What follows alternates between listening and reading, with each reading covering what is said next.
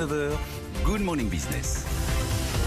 Il est 7h45, c'est le président de l'UNPI, l'Union nationale des propriétaires immobiliers, Christophe Demerson, qui est avec nous. Bonjour Christophe Demerson. Bonjour Guillaume Paul. Merci beaucoup d'être venu nous voir. Pourquoi je vous ai proposé de venir ? On vous a proposé de venir parce que j'ai l'impression que les nouvelles ne sont pas très bonnes là, pour les propriétaires en cette fin d'année 2020. C'est vrai, Christophe Demerson, vous sentez que là, les nouvelles ne sont pas bonnes. Je vois notamment la crise, on nous parle d'impayés de loyer. Est-ce que les choses...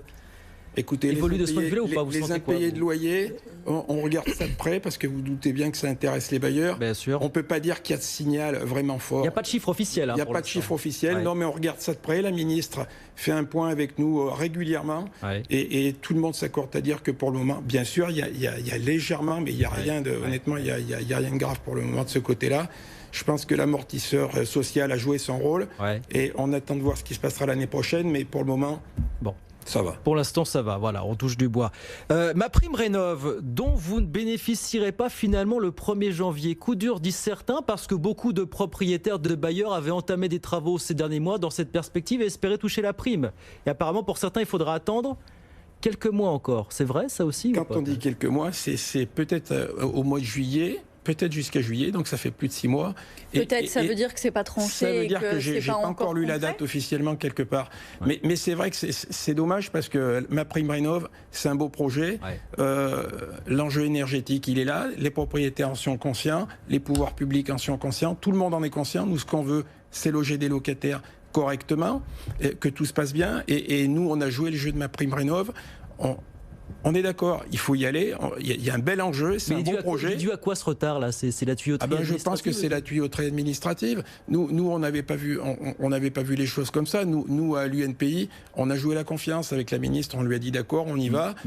Voilà, maintenant il faut garder espoir. Moi, je pense qu'il y a quand même des gens qui tiennent la route là-dedans. Le président du plan de bâtiment durable, Philippe Pelletier, c'est un homme d'expérience. Je pense qu'il va nous aider aussi à mettre de l'huile dans les rouages. Mais je pense qu'il ne faut pas donner de mauvais signaux aux propriétaires. C'est important, il y a quand même des enjeux. Il y a des gens qui ont fait de devis, ils ont lancé les travaux. Et puis maintenant, si l'argent ne vient pas, je veux dire, il faut tenir ses engagements. Est-ce que vous avez l'impression que pour des raisons environnementales, le ton est en train de se durcir encore vis-à-vis des propriétaires ? On parlait aussi de cette proposition de la Convention citoyenne qui veut carrément interdire la location des logements les plus mal isolés, ce qu'on appelle les passoires thermiques, à partir de 2028. Est-ce que vous avez l'impression que sous couvert de défense de l'environnement, de préservation de l'environnement et de préservation des ressources naturelles, on est en train de durcir le ton vis-à-vis des propriétaires aujourd'hui ? Moi, je pense qu'il y a longtemps qu'on durcit le ton vis-à-vis des propriétaires. Ça fait presque un demi-siècle. Souvenez-vous, au départ, on avait s'enrichir en dormant. Après, on a eu les 30 ans sur les plus-values. Après, on a eu Madame Duflot, c'est vrai que c'était très compliqué pour les propriétaires avec Cécile Duflot. Et l'encadrement des loyers qui se multiplie. L'encadrement des loyers qui se multiplie. Après, on a eu la fameuse rente immobilière. Donc, les propriétaires, ils ont l'habitude à ce que ça soit compliqué pour eux. Et pourtant, c'est vrai que c'est une passion pour les propriétaires. L'immobilier, c'est une passion. Je pense que pour les Français aussi, c'est une passion. Il faut pas casser, il faut pas briser la poule aux œufs d'or. Je veux dire, et si on regarde objectivement, c'est 80 milliards de recettes.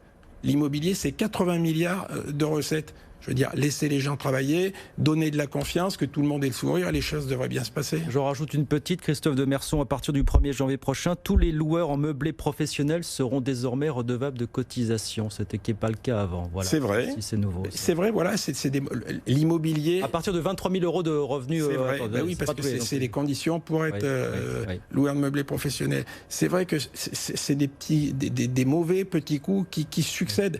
On a l'habitude, on verra normalement, l'immobilier, je vous le dis, c'est le temps long. Il faut restaurer la confiance. On verra, voilà. Vous nous annoncez ce coup-là, on le connaissait, mais il y en aura d'autres. On le sait, c'est dommage. Je pense qu'il faut travailler en confiance et en partenariat avec les propriétaires. Et je pense que les choses pourraient bien se passer. Les propriétaires, ils cassent pas, ils font pas de manifestations, ils entretiennent leurs biens, ils injectent de l'argent dans l'économie. Voilà, il faut leur faire confiance. Mais ça vaut le coup d'être propriétaire encore en 2021 ? On finit par se poser la question, très franchement. Moi, je vais vous dire, moi, à mon avis, Guillaume Paul, ça vaut le coup d'être propriétaire aujourd'hui. Ça vaut le coup d'être propriétaire si on est en mode projet, parce que c'est important d'être en mode projet. Si on y croit, si on ne croit pas à son produit, je vais vous dire, il vaut mieux faire un arbitrage et vendre. Par contre, si on croit au produit, bien sûr qu'il faut y aller. Il y a des belles choses à faire, il y a des opportunités. J'étais à Mulhouse il n'y a pas longtemps. La ville est magnifique. Quand je regardais les prix, je me disais, bien sûr, il y a des opportunités à saisir. Si vous allez, je passais à Vichy, des choses magnifiques. Dans le dur, dans le tendu, dans le détendu, partout, il y a des opportunités à saisir. Je pense qu'il faut les saisir. Il ne faut pas avoir peur d'y aller. Tout de suite, aujourd'hui, regardez, le crédit est pas cher. Ben oui, mais regardez les conditions de crédit, justement. On a desserré un petit peu les taux il y a quelques jours. Là, globalement, on a quand même pas mal resserré depuis le début de l'année les conditions d'octroi du crédit immobilier. Enfin, ça devient difficile quand même C'est vrai que ça devient difficile et pas difficile. Moi, ce que je regarde, c'est les taux. Les taux, si vous regardez sur 10 ans, ben, vous avez de l'argent prêté, pas cher du tout, moins d'1%, hein, 0,7, 0,8, et même moins pour les bons dossiers, peut-être 0,5, 0,6 sur les bons dossiers. Ouais. Sur 20 ans, vous avez 1%. Je pense qu'il faut y aller, mais par contre, il faut s'y prendre à l'avance. C'est un projet. Si vous bâtissez votre projet, si vous allez voir votre banquier à l'avance ou votre courtier à l'avance, oui. Il y a des possibilités, mais c'est vrai qu'il faut faire attention, il faut s'y prendre à l'avance, oui. Parce que sinon on voit des refus de prêts qui arrivent parce que les gens s'y prennent au dernier moment. Quand on s'y prend au dernier moment, vous arrivez chez votre banquier, bah ça y est, j'ai vu qu'il y a un produit, je veux l'acheter, il n'y a pas de projet, il n'y a rien. Bon, le banquier peut être frileux, ça peut se comprendre aussi avec la pandémie. Bon, le marché, vous le voyez comment en 2021 là, Moi, je suis optimiste. Non, mais je suis étonné de votre part. Dans l'immobilier, il faut toujours être optimiste. Moi, j'y crois. Si, comme je vous le disais tout à l'heure, si on est en mode projet, je pense qu'il y a des belles histoires à écrire, aussi bien dans l'ancien que dans le neuf. Mais il faut que tout le monde y croie. Oui. Ça me frappe, regardez par exemple, moi je parlais il n'y a pas longtemps avec Olivier Saleron de la Fédération Française du Bâtiment. Là. Ouais. Voilà, ouais. Ils sont dans les starting blocks, ouais. Tout le monde y croit, ils ont des idées, ils ont il y a plein de choses à faire, mais il faut que tout le monde joue le jeu. Bon. Dans l'ancien c'est pareil. Condition qu'on ne charge pas la barque un peu trop des propriétaires. Ah ben, la barque, elle est déjà bien chargée et il faudra voir la suite. Mais comptez sur nous. Nous, on fait... Alors, c'est vrai qu'on passe un petit peu des fois pour des grincheux, mais c'est vrai qu'il faut quand même des fois, il faut dire les choses. Et c'est vrai que, par exemple, sur ma prime rénov, je vais demander à revoir Madame Vargon, notre ministre. C'est vrai que je pense qu'il faudrait quand même qu'il y ait de l'huile qui soit mise dans les rouages rapidement pour donner des signaux clairs aux propriétaires. Pour tous ceux qui ont investi, récupèrent leur mise, une partie de leur mise le plus vite possible. Merci beaucoup, Christophe Demerson. Merci de venir nous voir, le président de l'UNPI, l'Union nationale des propriétaires immobiliers. Merci d'être venu ce matin sur BFM. Merci.